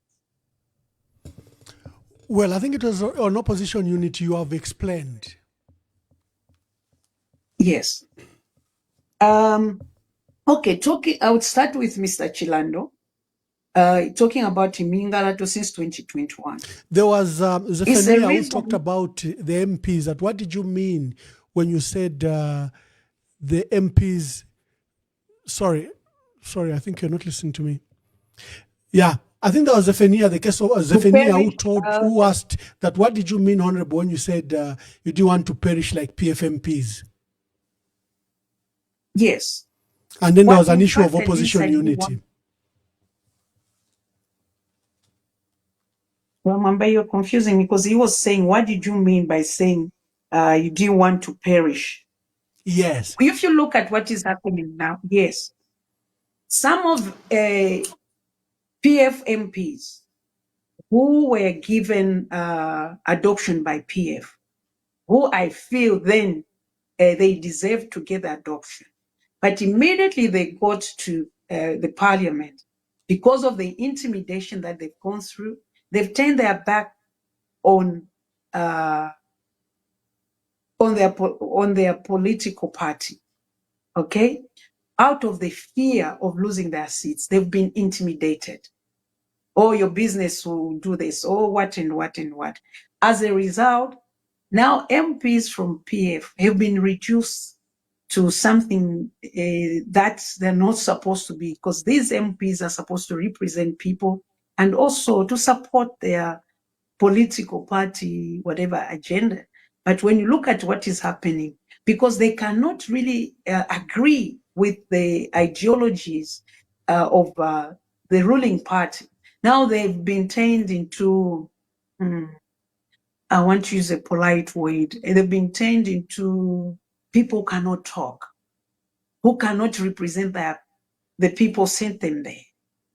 This is why I said maybe I would have perished with them. And I also want to talk about that Mr. Chilando said, I'm not clean because I've got a case in parliament, in court where I spat on a person. It's on that, according to the Zambian law, when a case is in court, I cannot comment much. But Mr. Chilando, I can only advise you to check my page. I once shared my indictment. I shared my indictment. Check, it's there. It's not what has been portrayed. And find time. Let me leave it there. I might say something that I'm not supposed to say because the case is forgotten. And what I want to say is this. If you look at most of our brothers from Luapula who've been convicted, you understand something, that this is pure witchcraft. And these people, is because of certain things. They resisted certain things and they found themselves in these conditions. Just like me, I've been offered a lot of things, and I've decided to remain principled because since 2016, no man, no political party that has ever sponsored me, apart from adoption certificates, no one can boast and say, I gave you 10 kwacha. I was given an adoption certificate. All the chitenges in 2016 I was buying. 2021, the same thing. So when you're principled, you find yourself in trouble with the current regime. You are an enemy. You tell them this is wrong, you're an enemy. Let me tell you, Mr. Chilando, the genesis of the which is in court. The genesis of the case in court is the issue of the road in Chiengi. We had the minister literally on the floor of the house being tribal, and I got angry. It all started from there. So before you judge me, you have to do your research. You get it and you find that this person, this is a political persecution. And I've seen that some person was talking about me. Even upon your level, you cannot be exchanging words with certain people you consider not to be relevant. That's me. Now I'm vying to be the head of state. How do I start fighting who are supposed to be my children? What will people think of me? They can say whatever they want to say. They can use case in court. They will say anything to convince the public that this is how bad I am. But I've never seen a bad person who would take other people's children to school. I've done a lot. I've done a lot. So these are political persecutions. If I were to be given a chance, follow it very well. I agree entirely that, the system has used some weaknesses to attack members of the opposition. And we remember that day you were fuming because the road is the reason you stood as a member of parliament. That road is a reason you wanted to be a member of parliament, and you are very passionate about it. So let me just take this call. I think let me take this call. She's a regular caller, and I've recognized a number, and she's a woman. Maybe she has some words to encourage you before we go to. My dear sister, introduce yourself and tell us where you're calling us from. Thank you, Kwai. Good evening, Ambassador Mwamba. Good evening, MP Katuta and President. Kwai, nalanda kwa chimemba ndi kwa kaputa nine muntu wenu kuno kwa kaputa. Ba Honorable Katuta twamsengela yomili mwalanda tumelefu kuhomba. Ndicho nate mwapu pakti mwalanda ati Mulaisa mkwiminina ngaba independent, not ngaba. Mulaisa mkwiminina paliwo independent presidential candidate. Chakwe bati mwatusambo ututu bweswa bena Zambia bengi. Tatuwaishiwe. Ati chichintu eko chaba. Echalenga n'emibombero yimbi ama political parties ngo uwine obulipo. Bamone ati fionse fiesu. But now, ifu chaba, vayambo kufuka ati bafukatire amani yonse. Temani yabo ayo yonse. Kwaliba inkoko eshaachenjelanga mwatekela pamwe n'amakanga. Inkoko shila mukusompola amani mukusesha amani y'amakanga yalebika pachifuenfwe chabo. This is by UPND. Vali saka mukaku state house ati takwa befi. The whole lawmaker parliament katuta. Taishibati ifunde tali constitution taisuminisha. Taish constitution yali suminisha. Yo, ififi ne kutila tuishibe tuleshibuka ifingi tulebelenga. Kubombela pamo na umala bombela na bopamo but ine chikufe na atemwa chakuti abantu be ikatisha sana ba UPND be ikala ukufukatira sana ati even bakututeka muno mchalo mzambia ubufi bwasa buli abantu bepa corruption yonse bale ichita umuti tikisha onse abantu bali ba kidnapped kwati tunyerere abantu bandinga babekata bafugwa babekata baguntila babepe ferero next to 3 days ababepe bafwa babekata bali aba Andrew ba MP no councillor wa kumwense bamwipa yobubi uli omuntu bubi baposa nekitumbi kuli konse ikyalo kyonse kyalatambe ekitumbi kya muntu in a very bad way tabala ndapatulya nawo ni political official na twetume abakapokola ababuteko bafwayo okuli abamwipaya uyuku bamwikata bamposo ku efo twalaika Mzambia efyo iseni mayo mwampani nabo mwalaya mpana nabo kabiri mwachite ekikusana okuti twishimye ati kashi kuti kwaba presidential candidate uli independent. Twalamu na God is a God of order and not confusion. Bonse bakalaba baletire satire bonse batendeka bamayo bonse bali ebwesho bayibwa na imomwalanda efyo mwalanda lesa twafwe pasolo moke umu pakasompolwe umu mukekatane mwishina lya mfumu Yesu Kristo. Amen mkwai. Amen. Amen. Thank you very much. Hello caller, please tell us your name and where you are calling us from. Good evening, Ambassador Mwamba. I'm the usual lady. I'm sure you know me by now. Yeah, I should remain anonymous. Yeah. Yes. Good evening, Mama Katuta, sorry. Yeah. Mama Katuta, you have a vision. Yeah. And I'm pretty sure your work will be paved soon. Yeah. I'm just going to, to stick to my points because when I talk, I don't like to be so narrative. Yeah. I'm glad to hear that you are actually standing as an independent, as you have a completely different ideology. Yeah. And in my opinion, being a woman, because, I'm also trying to talk as a woman. Being a woman, you may tend to look, at this long endurance of suffering differently in terms of how politicians are actually running the government. And being a woman again, who bears, who feeds its baby whenever it wants to be fed. Yeah, you may feel the pain. You may feel it more. And I'm pretty sure that you can change everything. Yes. Let's move away from men and let's support women. Let's put women also in government. Let's try.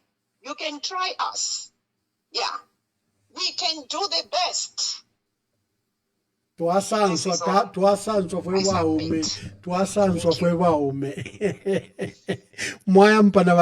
Thank you very much. I can see there's an insistent call. Let's see if we can pick this call. Let's see if we have a female presidential candidate here, independent presidential candidate. Hello, caller, please tell us your name and where you are calling us from. Good evening, Ambassador. Good evening. Good evening, Honorable Katuta. Good evening. I'm calling from Johannesburg. I will rather remain anonymous. Yes, anonymous, make your contributions.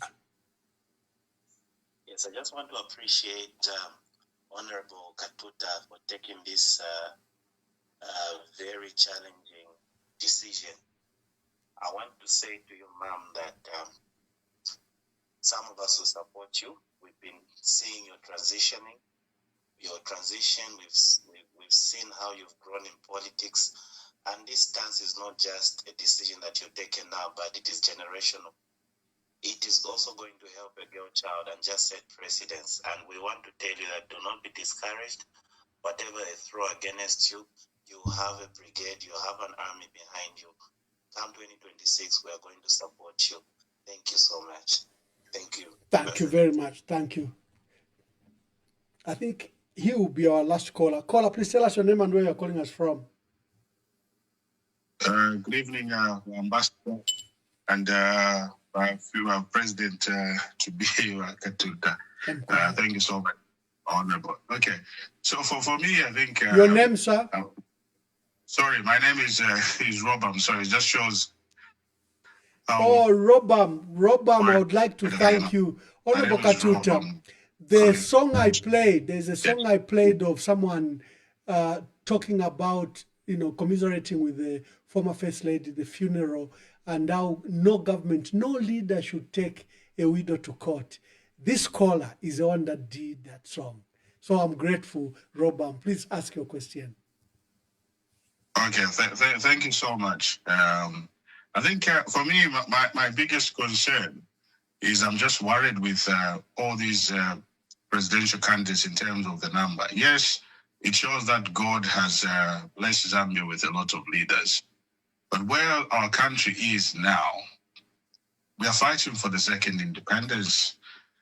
And for you to win that second independence, Mayo, you need to come together. Because what we have with this president, if you give them the next 5 years, where are we going to be as a country?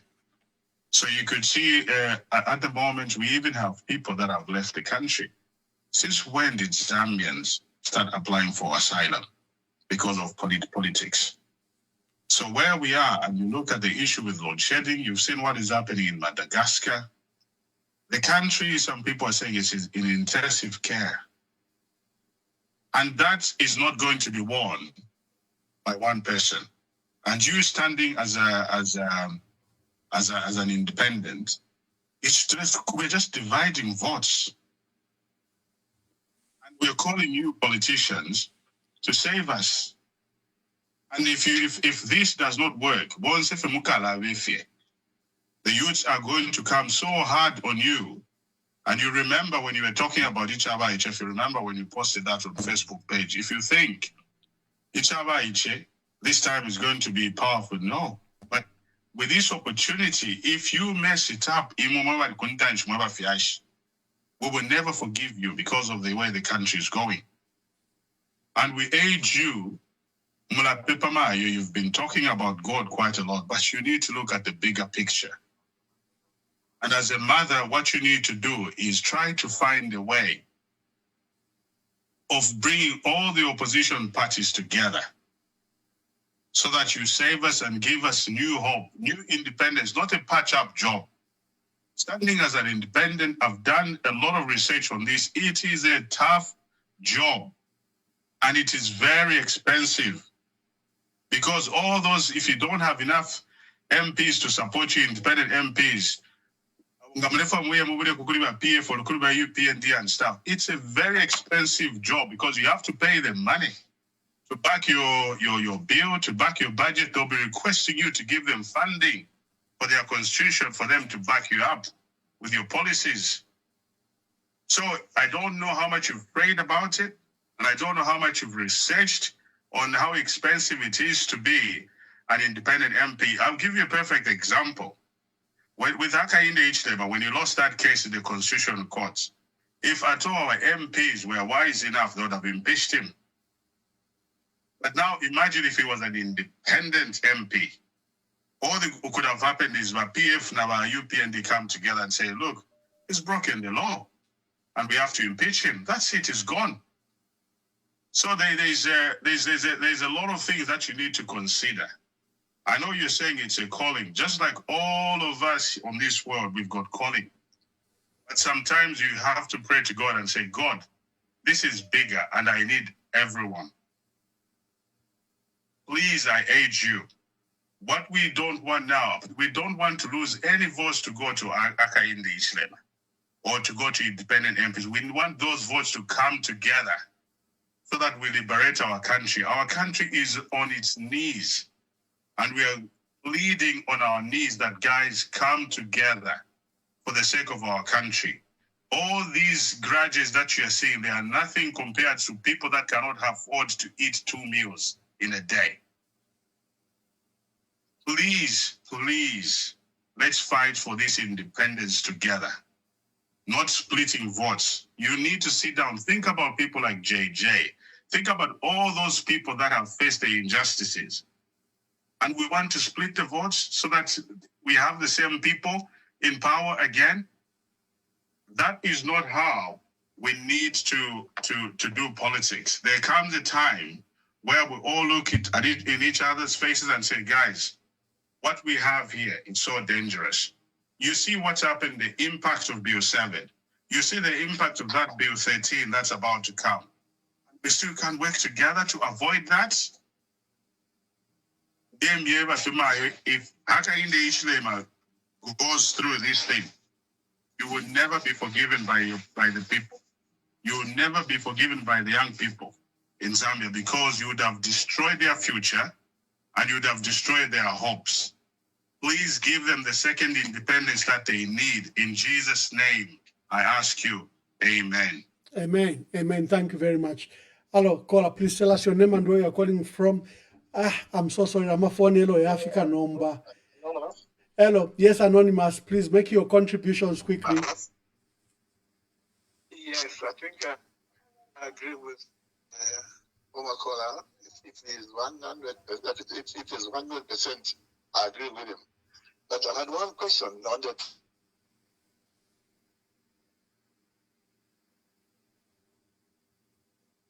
Yeah, hello. Please proceed with your question. I saw you. With the courts. Oh, we lost you there. What are you saying about the courts? I'm saying that there is a court already pending for the MP. Okay. And it has not yet been disposed of. Now I'm saying, why didn't you wait until that court case was disposed of before she announces this? Because you know what UPND is capable of doing. They can actually destroy you through that court case. Thank you. Thank you very much. Hello, caller. Please tell us your name and where you are calling us from. Good evening, Ambassador Mwamba. My name is Anik Matipa. Wonderful, Anik Matipa. Make your contributions. From Lusaka, Zambia. Thank you. First of all, I wish to congratulate Honorable Given Katuta for identifying the fact that one can stand as an independent candidate for the top position. Madam Katuta, well done. It's amazing how Zambians reading culture sometimes do fall below par, because this, if everybody had known this, I'm sure it would have been done even with previous candidates. Madam Katuta, I also want to say I am from Luapula, so I hope Luapula will emerge victorious. I'm wishing you all the best and sincerely hope that the MPs that you will appoint, select and appoint, will succeed working with you. They will be sincere and they will be honest, and they will not fall to the corruption that we have seen happening, and as well as selective decisions that have been happening in the country. I agree with the previous caller who says standing as an independent is a very expensive exercise. But mine is just to wish you all the best, and we look forward to what will follow after this. Ambassador Mamba, thank you very much for picking up my call. Thank you. Thank you, Anik Matipam. Honorable, let me bring you on. You have a mouthful of questions. Please answer the question, then we draw to close the program. Thank you so much. I want to start with my sister, Anita Matipa. Comment per page, and so I don't see your comments. You owe me for that. Thank you so much for the word of encouragement, and also from Pumi. Thank you so much, and the others who have encouraged me. This is the gentleman from Johannesburg. And now, Bamwamba, I just want quickly to answer Mr. Robam and the other person. And I knew very well that people will be using my court case to try and discourage me. And I like what Robam said, being a Christian, and you should not forget that when David went to the battlefield, he was despised, discouraged by his very own brothers. And they say, you think, and you think, and you think. You know what happened, the story of David and Goliath. And everyone was so scared of Goliath. The Goliath we have here is what they're saying is expensive. If I may ask Mr. Robam, do you know that MPs, they've been sponsoring themselves? Their political parties do not give them money, not even up to 200,000 kwacha. Them are only given money for fuel, maybe 15,000 kwacha. They need to get the materials that they get. Some of them, they pay for that material. So for the independent MPs, I'm not going to appoint anyone. And I know a lot of people who will not be, a lot of MPs will not be adopted. They've prepared themselves to become independent MPs. And I know that going around the nation, it will be expensive. But I want to say something. We always want to do things that have always been done before, but forgetting that there's always a new thing. And to tell me that we are just too many and we just want to split votes, it's not that. It's not that. The ones who want to split the votes are the ones who have failed to come up with leaders to lead their alliances. If we had people to have leaders in an alliance, UKA, or what do you call that? There's the Zambia, whatever, all those, they come up with leaders, and these leaders are the leaders who will be able to be crowd pullers. I mean, why would we? My heartbeat is for this nation. My heartbeat is for my grandchild, not to come and ask me, where were you when this was happening in our country? So I want just to correct this notion that people are using the court case. There was a Goliath there, and he was intimidating everyone. He knew the weakness of the Israelites. Even now, everyone knows that my weakness is the court case which is before me. And whatever it is, I know one thing is that God is there. And I want also just to answer those who are saying, why don't you wait? And who is going to be the leader?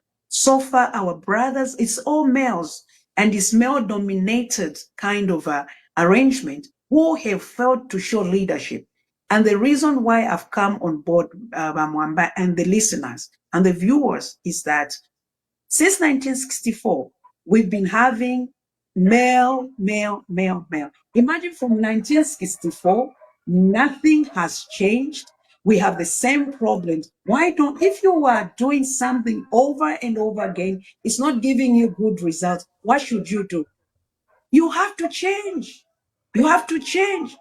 We've been having same rhetoric, same insults. It's the same, and we've been insulting and we've been fighting, making other people's children to kill each other. It's our brothers who've been leading since 1964.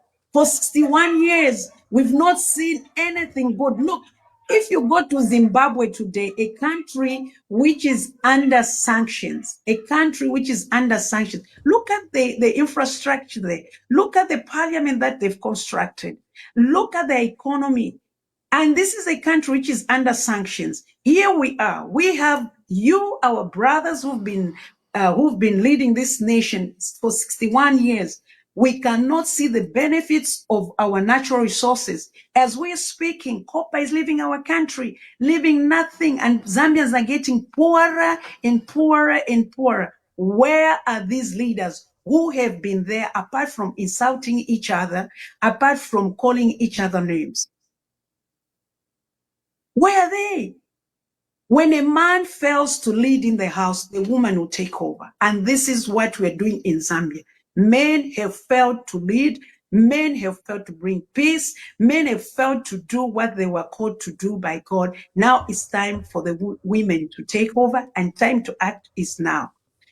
No matter what, and I know, even if it doesn't happen, but it's going to happen. Somebody was saying what you said about the Chavite. Let me tell you, in politics, we don't hold grudges against each other.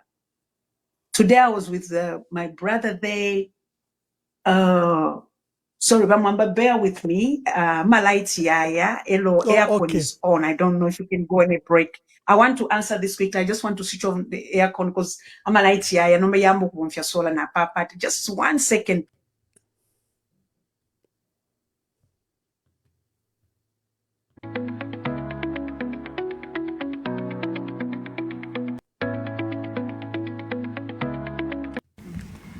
I'm also aware of the electricity problems that Zambia is facing. But despite the problems that we have with the supply of electricity in Zambia, you still supply us with electricity. Again, you would have said, we cannot sacrifice our power when we have shortage. But you still give us. Katima Mlilo town, where I come from here, is supplied with power from Zambia. When you have a power outage here, we also have power outage. But that's the brotherhood we are talking about, the neighborhood we're talking about. And we should only be grateful and continue to exist in this manner. You spoke also about the Vals Bendola Lumbumbashi corridor. I want to tell we can use this opportunity. Robam, you are back. You are saying you have another question or contribution? Yeah, I think I just wanted to clarify what I meant by expensive. I didn't actually mean the expensive in terms of when you have an independent president, because your own MPs in there, so you have to borrow MPs from other parties, and then that also depends on those parties to allow those MPs to join you. But the challenge from the experience when you do what actually happens is, if those MPs are not your MPs, they're not from your party, the challenge you're going to have is for certain people, that's one project. Because those MPs, they are not obliged to follow what you tell them to do, but then you will have to do something for them to back your policies. And these are the challenges that comes when you have perceived an independent president. So, like what I said is all the best to her, but the issue is we need to come together. Fiona Fufadelanda, she's my president to be. You're doing your presentation and stuff. You have an issue with the electric going. So those are all the symptoms of a broken economy, a broken country. We shouldn't be having these issues that we are facing now as Zambia, especially with the kind of experience and knowledge that people have. So for me, I still insist, and I hope our mother will listen, that what we need is a second independence and for us to come together. And the expensive part is not about the campaign, is what happens when you get in power. Because that MP, you try to get them, their party would demand something. And Thank you, Robam. I think you've made your point. Thank you very much. Yeah. Hello, caller. I can see another one is back. Hello. Sir. Hello. Good evening, Ambassador. Good evening. Yes, this is Chili from Ndola. Okay. Please make your contributions from Ndola. Yes, thank you. I just want to appreciate my president, Jean, that has made a very great step. Given Katuta, and I just want to really thank her for her braveness. And I'm a woman, and I believe in gender equality. She's made a very brilliant step. But I just want to advise her by giving Jean Katuta, my friend. But given, she's given. She's given. Yes. Yes. Yes. Yes. So I just want to encourage her. That's a great step that she's made. But I just want to tell her that, even as she is aspiring for that office, yes, she's in the right way. But I feel she can even be a running mate to start with, because we can always start from somewhere. I'll recommend her to, I'll recommend her to stand as a running mate for now, and then she can have a preferred candidate. For me, I think she'll make a very good running mate, especially when she goes for Anford Banda. That's what I'm thinking, because Anford Banda is still clean. Thank you very much. Thank you. They've given you a position to go for. They've even given you a political party and the candidate to go for. A total package for you. I think these must be our last calls. I'm so sorry. Let's allow, as you've seen, the crisis we have in our country, and it's visiting us. And it's a miracle that the network held. It's literally a miracle, because you are using just ordinary. You're not using Starlink. You're not using Liquid Telecom. You're just using ordinary Airtel. And I nearly canceled this program because I said I need a certain standard of network to for us to conduct this program. But it has gone flawless, and I'm glad. Thank you very much. So you can answer and make your concluding remarks. Okay, let me answer quickly. There's somebody who spoke about adoption. How are you going to defend democracy? This person called from Lusaka, Zambia. I'm not the one I'm not a political party to adopt anyone, but I will be engaging people that I'll be talking to see if they'll be interested in standing as independents. And then they'll do what they're supposed to do according to Electoral Commission of Zambia Act, and to defend the democracy. That's what I've done. That's what I've done to show the whole world and also Zambians that this is their constitutional right, and also that it was not an error for the crafters, to give freedom to those who feel they can do it on their own. And Mr. Mwapem Sonda from Kabwe was talking about load shedding. How will you do this? The load shedding, I want to say this one, Mwamba. Truth be told, the issue of Kariba Dam, my late brother-in-law was an engineer at ZESCO years back, and he died some years back. He mentioned that actually the late, may he so rest in peace, Wakaunda, was told that this after certain years, in fact, after 28 years, this is what will happen to it. So what was needed to be done was the MMD to get wisdom from Kaunda. I'm sorry to use the word Kaunda, His Excellency Kaunda. Ufintu fimopo ishuba nipesa mwafishirire. Uwafya twakwata iwakweba chaba isa mubale fo efyabo. Continue it kulaba efisuma nefibi sendeni mu efisuma. So iyi problem ya Kariba Dam tererwa mensu yake sula. It will take another maybe 8 years. Iona landa kufipantu tachwa topic. So what we should do now, tufuile ukufua yama means not kwatalwa Playa River, yali kwata current. Kalungwish has the current. Oh, sorry, I started speaking in Bemba. We have Kalungwish River and we have Luapula. We can start generating power there. If anything, what I think should be done, each province should be able to generate its own power. I won't go into details. Just like each province should be able to generate its own revenue. I leave it there. I hope I've answered. And the jail issues of our brothers and sisters who've been jailed, this should never happen, not even after 2026, when our current president leaves the office, we should show to him that we are human beings and this is the way you treat people.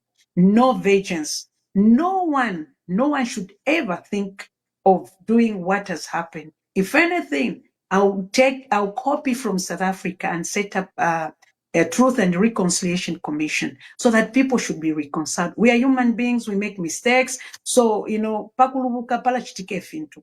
So we just have to pray that maybe this president, the current president, His Excellency Hakainde Hichilema, can pardon our brothers and our sisters and our whosoever is in jail.